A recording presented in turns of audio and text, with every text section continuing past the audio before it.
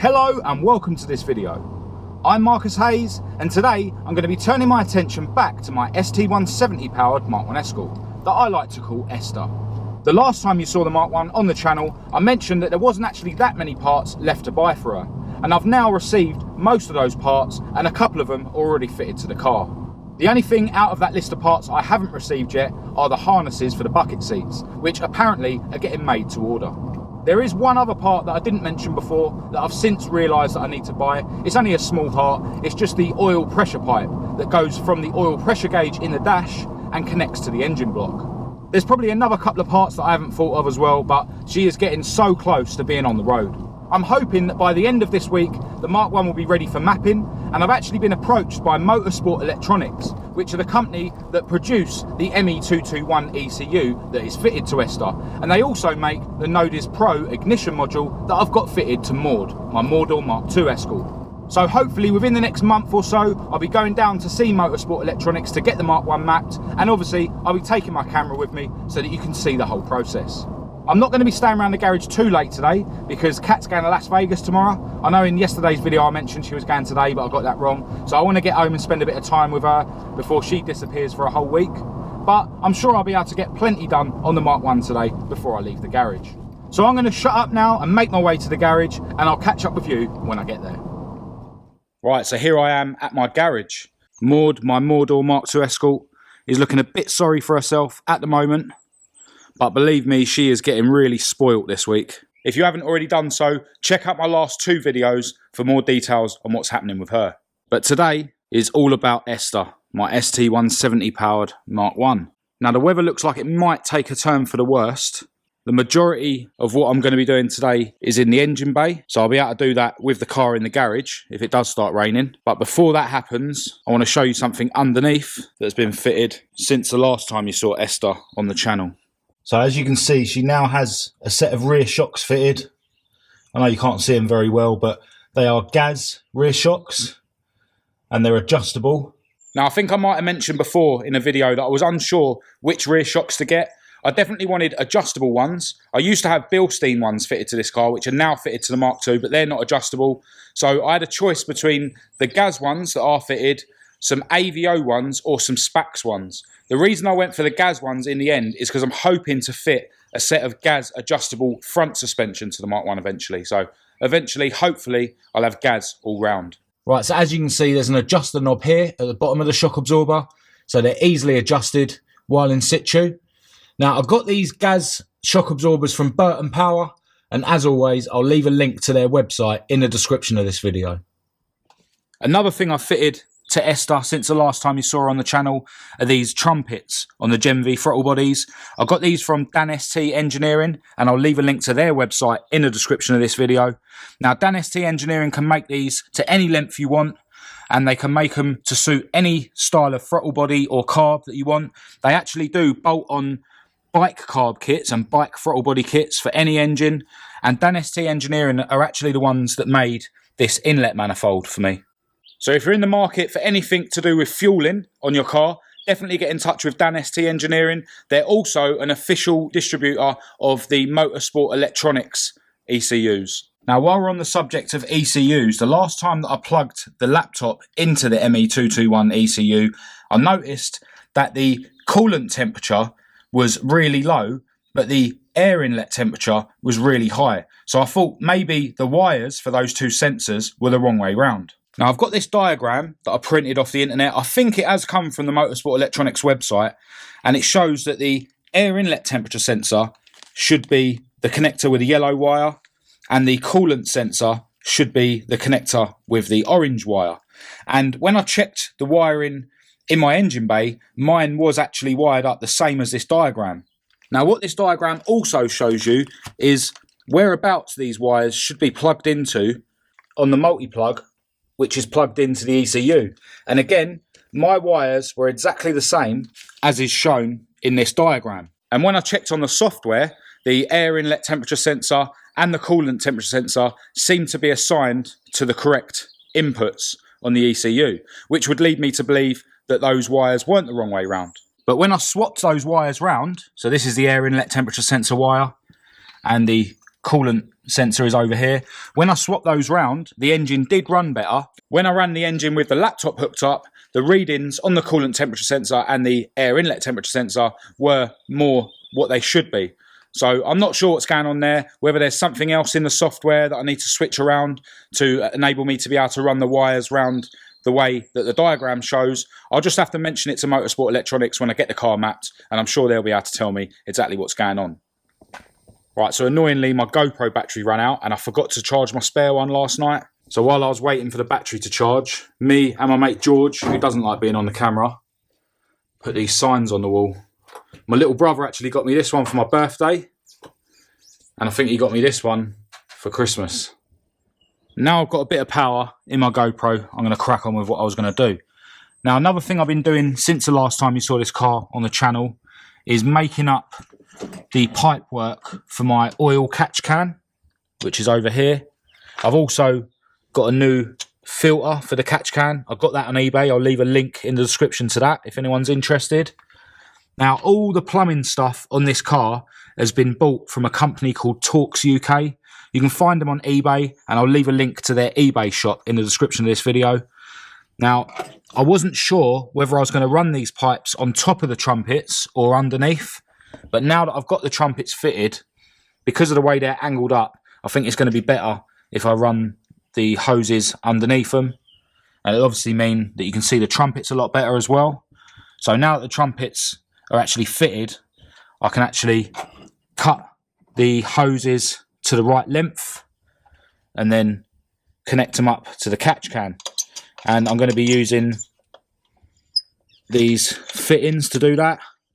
I was going to use this type of fitting, and then I was going to use one of the fittings on the hose that is basically a fancy Jubilee clip, but I've decided to use this style of fitting now. So what I'm going to do is remove the rocker cover, and I'm going to change that fitting for one that looks like this one. And while I'm at it, I'm going to change the rocker cover gasket, because the one that's fitted to the car now is just the one that came with the engine. And I'm going to be using a genuine Ford rocker cover gasket. Because of all the grief that I had with the rocker cover gasket with Maud, I think with a Z-Tech you're just better off using decent rocker cover gaskets. Although I think that was partly because Maud used to have a plastic rocker cover, whereas the ST170 one is metal, but I still decided to use a decent gasket. I got this genuine Ford rocker cover gasket from Burton Power, and as I said earlier, check the description of this video for Burton Power's website. Alright, because I'm struggling for battery power, I'm not going to film this whole process of getting this rocker cover off, but basically need to undo the VVT solenoid, get these HT leads out, and obviously keep them in order so I know which way round they go.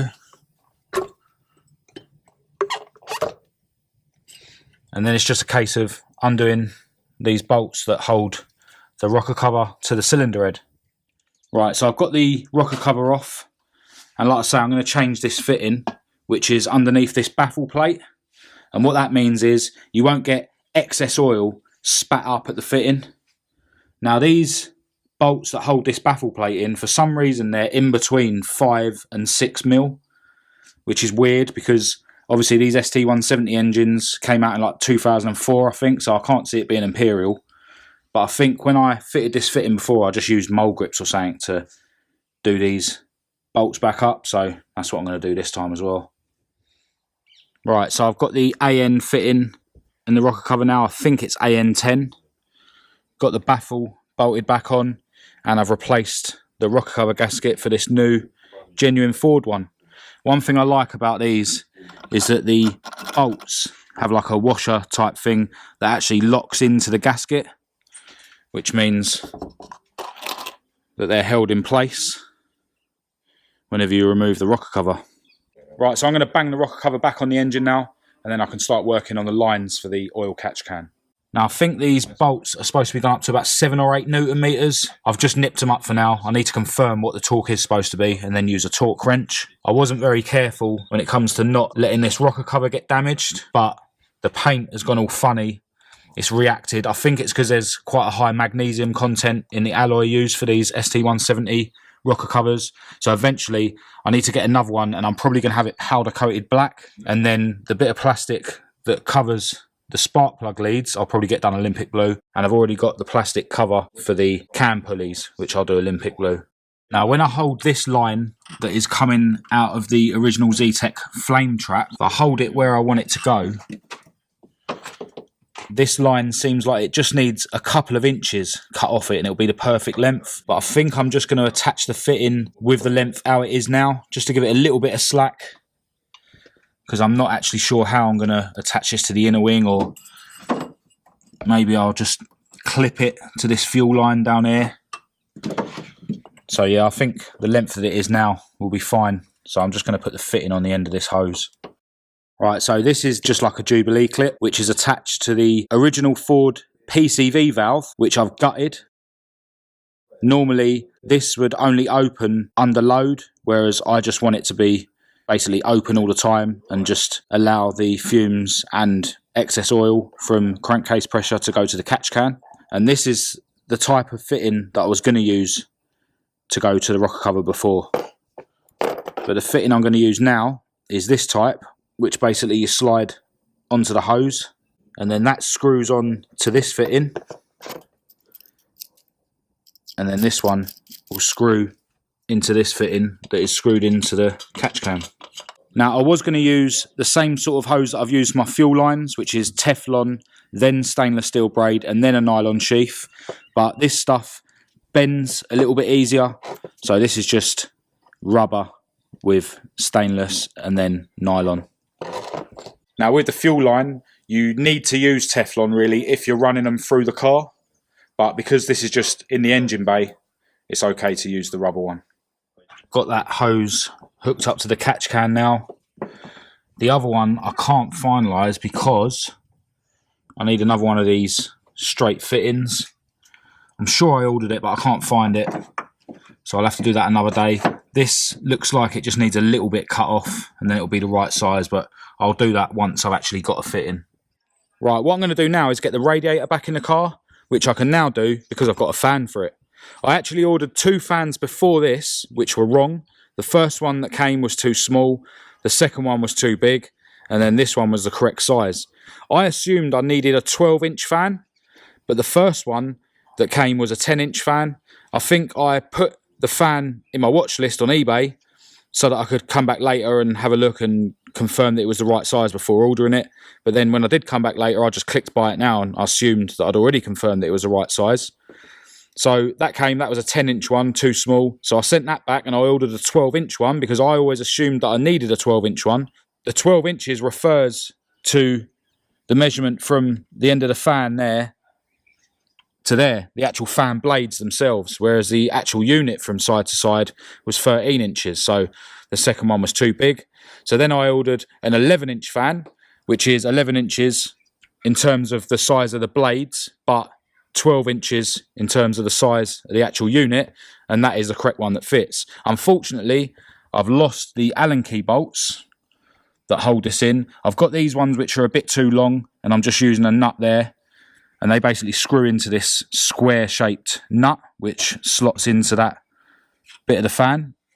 Now, I'm going to fit this to the car as it is because I want to get the radiator hoses hooked back up and that, and then I'll order the correct size Allen key bolts, and then I can just change them while it's sitting in the car. Now, this is a spout fan, and I think spout fans are pretty good. The one that was fitted to this rad, which is now fitted to the Mark II, is also a spout fan. I'll leave a link in the description to the eBay listing for anyone who is interested. But yeah, time to get this radiator fitted back to the car. Now, because I'm struggling with batteries today, I'm not going to film the process, but basically you just slide the rad in, and then I've got 4 nuts and bolts which attach the radiator to these side pieces. I had to cut this slam panel out years ago so that the radiator would fit, and I use these spacers basically on the top 2 bolts just to space the radiator away from the slam panel, because after I'd cut it out and touched up the paint, it still was a little bit too close. So I'll get the rad back in and I'll catch up with you afterwards. Right, so got the radiator back in. And as you can see, I'll be able to change those Allen key bolts with the radiator and the fan in situ. So what I'm going to do now is refit the coolant hoses. So this is the bottom radiator hose that goes to the water pump. I've cut this bit down just so that this 90-degree fitting isn't poking out as much, so that then I can run the hose that goes to the heater matrix nice and close to this one, so it looks neater. And I've noticed on this top radiator hose that the dipstick bracket has started eating into it. As I mentioned before, I really need to grind away some of this bracket to give more clearance. Right, so got all the coolant hoses back on. The little nick in the top hose wasn't actually from the dipstick bracket. It's under here, so it was obviously a bit too close to the alternator belt. But I've just twisted that out of the way, and that's miles away from it now. The good thing about the retro Ford setups is that the idler pulley is adjustable. So you've got the swing of the alternator and the idler pulley. So you can, I could have this lower and out of the way of the hose and then swing the alternator further across, or vice versa. So you've got a lot more adjustability in terms of how the alternator belt runs. The bottom radiator hose is nice and far away from the crank pulley. And you can see that once I get some sort of clip, the hose that runs to the heater matrix will be able to run directly on top of the bottom radiator hose. So that should look all neat as well. I need to shoot off soon so I can go and spend some time with Kat before she disappears for a whole week. It feels like I haven't really done a lot today, but as I said earlier, I did get round here late and I like to take my time when I'm working on the Mark 1. One thing I want to do before I go though is fit the alternator belt back onto the Mark 1, which I've just taken back off of Maud. I'm going to make a note of this number so I can pick another one of these belts up from my local motor factors, which should be quicker and cheaper than ordering another one from Retro Ford. And then that way I've got one to fit back to Maud for when she's ready to come back on the road. Okay, so the alternator belt is back on.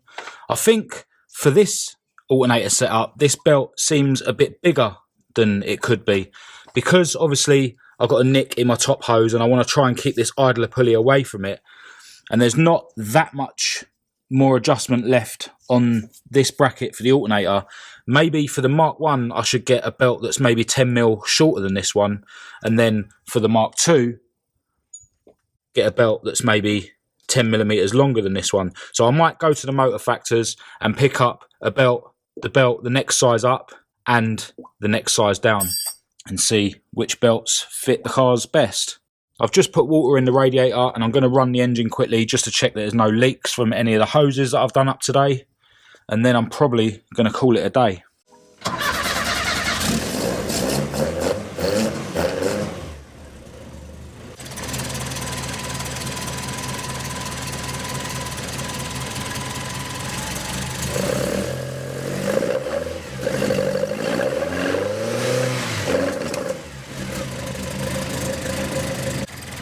Now I'm just running it without the cap on, which will hopefully get rid of any air locks.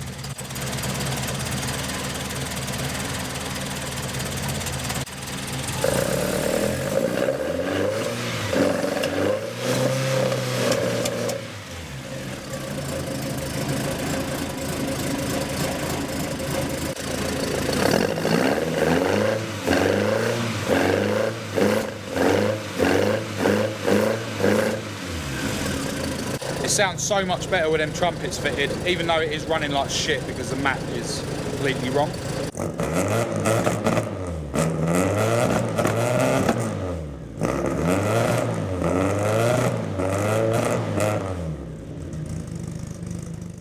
Right, so it doesn't appear to be leaking. All this water on the slam panel and that is where I was revving it without the radiator cap on.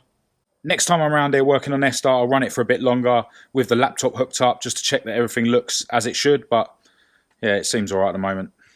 Another thing I don't think I've showed you yet is that I now have my fuel tank breather or overflow plumbed in. It's just got one of those fancy Jubilee clip type fittings from Torx UK on that end, and then this end needs to go through that hole that pokes out behind the bumper. Now I think if I was to shave the outside of this, it might actually fit through that hole. Or maybe I'll get another one of those fancy Jubilee clips on this end and then have a rubber hose going inside this one, which will then poke through that hole. Originally, they had like a plastic funnel thing that used to poke out of here. And the only one I can see on eBay costs 50 quid, and I'm not paying that. I'll just have a rubber hose poking out there. It's only a breather and an overflow at the end of the day. And the only reason I'm fitting it is because I don't want loads of fuel fumes inside the car. So as I said earlier, it doesn't seem like I've done loads today, but definitely moving in the right direction. Next time I'm working on the Mk1, I'll be wiring up the fan, and I've got loads of other little jobs to do, which you'll be able to see in a separate video. I'm not sure if I'm going to be working on the Mk1 tomorrow or the Mk2, but stay tuned to the channel to find out. So I'm going to end this video here. If you thought it was any good, please do give it a thumbs up and a share. If you thought it was shit, give it a thumbs down. Click subscribe and activate the notification bell to be kept right up to date with any other videos that I post in the future. Make sure you check out my Facebook and my Instagram, and I'll leave the links you need for that in the description as well. Until next time, thanks for watching.